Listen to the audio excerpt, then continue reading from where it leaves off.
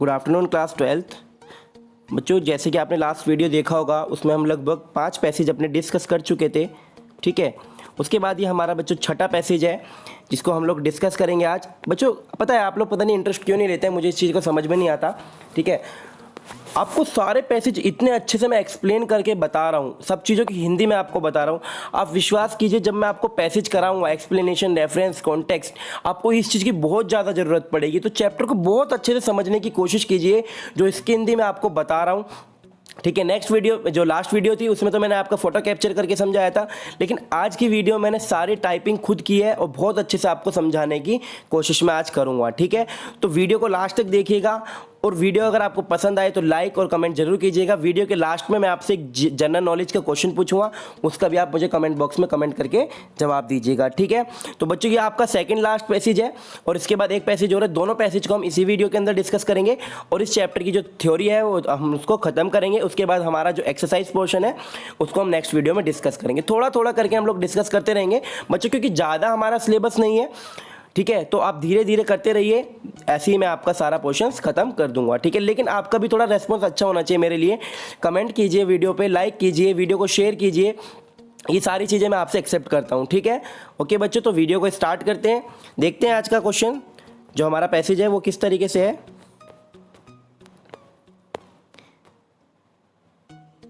देखिए बच्चों, ये पैसेज नंबर आपका 6 है। ये बच्चों मैंने खुद लिखा है, सारी चीज़ें खुद टाइपिंग की हैं, तो शायद आपको आज अच्छा लगेगा क्योंकि आज ये फ़ोटो नहीं है, आज ये पूरा टाइपिंग किया हुआ है, ठीक है।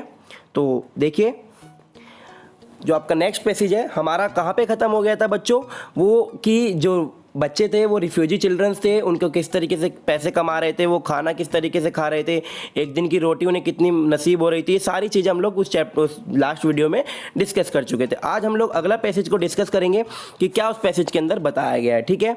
तो बच्चों क्या बताता है वो जो राइटर है, राइटर कौन है हमारे, विलियम सी डगलस जी, जो बता रहे हैं अपने चैप्टर को, जो उनका एक्सपीरियंस रहा इंडिया के लिए, वो शेयर कर रहे हैं अपने एक्सपीरियंस को, ठीक है। तो डिस्कस करते हैं बच्चों।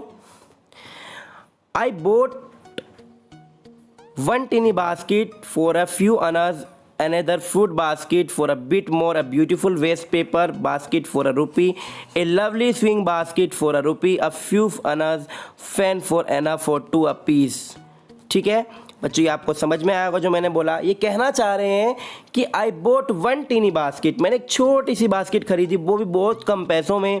अनदर बास्केट, और दूसरी बास्केट खरीदी, fruit basket for a bit more beautiful waste paper, जो कि बहुत सुंदर बनी हुई है वेस्ट पेपर से। Basket for a lovely swing basket, और थोड़ी और भी बास्केट्स मैंने खरीदी फॉर अ रुपी, सिर्फ 1 रुपये के अंदर। अ फ्यू अनाज fans for anna 2 a pieces, ठीक है।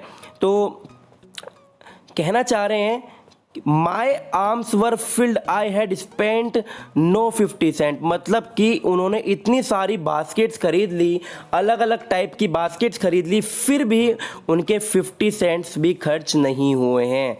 इतनी सारी बास्केट खरीदने के बाद भी उनके 50 सेंट्स भी खर्च नहीं हुए हैं।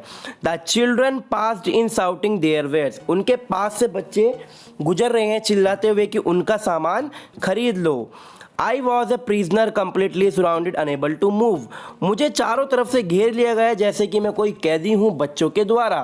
The most diligent and aggressive vendor was a beautiful girl of 9 right in front of me, मेरे सामने बहुत सुंदर सी एक लड़की, बहुत डिलीजेंट वेंडर मतलब खड़ी है बिल्कुल मेरे सामने। She had a lovely basket, उसके पास एक बहुत सुंदर सी बास्केट है विद हैंडल, जिसमें एक हैंडल है। शी वांटेड अ रुपी, वो 1 रुपया चाहती है, and A half for it, और अबाउट 30 सेंट, वो लगभग उसको 30 सेंट्स में मुझे बेचना चाहती है। She was an earnest pleader, वो मतलब बहुत ज़्यादा बच्चों इस चीज़ को लेके क्या है, मतलब बेचने के मतलब होता है ना कि एक होता है कि जैसे कि बोलते हैं कि दुकान वाला ये बहुत अच्छी जुबान से बोलता है, इसको सेलिंग करनी चीज़ें आती हैं, तो इस तरीके से वो बहुत अर्नेस्ट प्लीडर है चीज़ों को समझाने में। There were tears in her eyes, उसकी आंखों में आंसू हैं। She pleaded and begged in tones that would trying any hurt, मतलब बच्चों वो उसकी आंखों में आंसू है, वो इस तरीके से देख रही है कि अगर उसे कोई भी देख ले तो उसका दिल पिघल जाए और वो उसकी बास्केट को खरीद ले। उस लड़की को देख के राइटर को इस तरीके से महसूस हो रहा है। वो कहना चाह रहे हैं कि मैंने पहले सिर्फ 50 सेंट्स भी खर्च नहीं करे, बहुत सारी बास्केट्स खरीद ली हैं। मेरे सामने एक बहुत सुंदर सी लड़की खड़ी हुई है, वो अपनी बास्केट बेचना चाहती है जिसकी कॉस्ट लगभग 30 सेंट्स है, ठीक है। लेकिन मेरे पास क्या जगह नहीं है, और वो लड़की कैसे, उनकी आंखों, उस लड़की की आंखों में आंसू हैं, और वो इस तरीके से शो कर रही है कि कोई उसका जो दिल है वो बिल्कुल पिघल गया है, ठीक है। देखते हैं आगे चलते हैं बच्चों, क्या है नेक्स्ट पैसेज में डिस्कस करते हैं। देखिए, माई आर्म्स वर फुल, मेरे जो भुजाएं हैं वो पूरी भर चुकी है। आई हैड नो रूम, मेरे पास कोई भी जगह नहीं है। लेट अलोंग एनी नीड, मुझे किसी अब टोकरीज की जरूरत भी नहीं है। फॉर अनदर बास्केट, ठीक है। Balancing my basket and fence on my left arm, मैं अपनी लेफ्ट आर्म पे उसको बैलेंस करने की कोशिश कर रहा हूँ। I reach into my right coat pocket, मैं अपने जो कोट की मेरी राइट पॉकेट है मैं उसके वहाँ पे पहुँचने की कोशिश कर रहा हूँ। And got a handful of change पर है 50 सेंट्स, और मैंने अपनी जेब से कितने रुपए निकाले बच्चों, 50 सेंट्स निकाले। In all which I deposit in the basket that young girl held imploringly before me, मतलब जो बास्केट लड़की मुझे बेचना चाहती है तो मैं उसे बिना खरीदे, मतलब बताना चाहता हूँ कि मैं उसको 50 सेंट्स दे सकता हूँ, लेकिन मुझे बास्केट की नीड नहीं है। I try to explain that I could not buy the basket, मैं खरीदना नहीं चाहता basket, but extended the gratuity as a substitute, वो कहना चाह रहे हैं कि मतलब उनके पास जगह ही नहीं है उस चीज़ को रखने की, लेकिन वो उस चीज़ को क्या करेंगे, आपको पे कर देंगे बिना उसको लिए। आई रियलाइज होता है एट वंस, तुरंत, what offence I had given, जो मैंने उसको दिए पैसा। दिस चाइल्ड ऑफ 9 साल की बच्ची है, ड्रेस्ड इन रैग्स, उनकी जो ड्रेस है वो थोड़ी गंदी हुई है। And on the edge of starvation rash her chin reached into the basket and with all the pride and graciousness of lady handed the money back to him, वो जो बच्ची है, वो छोटी सी जो बच्ची है, वो क्या करती है, उसको अपने जो पैसे वो देते हैं उसको, वो पैसे क्या करती है, वो उन्हें वापस लौटा देती है बिना किसी संकोच के। There was only one thing, उनके पास सिर्फ केवल एक रास्ता है कुड डू करने के लिए। आई बॉट द बास्केट, मैं बास्केट खरीदूं।